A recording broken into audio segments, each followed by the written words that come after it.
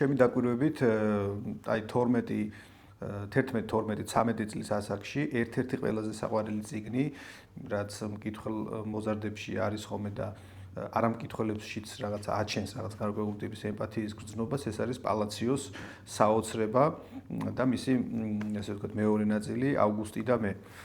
საოცრება ფილმადაც არის გადაღებული, ბევრ მოზარდს აქვს ნანახი, მაგრამ აი წიგნის კითხვის პროცესში მათთვის ეს ძალიან საინტერესო წიგნია ხოლმე. მშობლებს ურჩევ თუ ვინმეს შვილს ჯერ არ წაუკითხავს ეს წიგნი, წაიკითხონ და ეცადეთ რომ შვილთან ერთად განიხილოთ ეს ტექსტი. გაიაზროთ რა პრობლემები არის წამოჭრილი ამ ნაწარმოებში. თქვენ თუ აუცილებლად უნდა წაიკითხოთ ხოლმე ტექსტები თუ გინდათ რომ შვილთან რაღაც გარკვეულ ტიპის კომუნიკაცია დაამყაროთ და სცადეთ აი ამ წიგნში წამოჭრილი თემების განსხვავებული სხვანაირი კუთხით დანახვა. ფიქრობ რომ კარგი სუყე მასალა გექნებათ შვილთან სასაუბრო და საკომუნიკაციო. აი შემდეგი რჩევა ჩემი შეიძლება იყოს ეს. 11-12 ნუ მაქსიმუმ 13 წლის ასაკში ეს წიგნი წაკითხული უნდა ქონდეს თქვენს შვილს.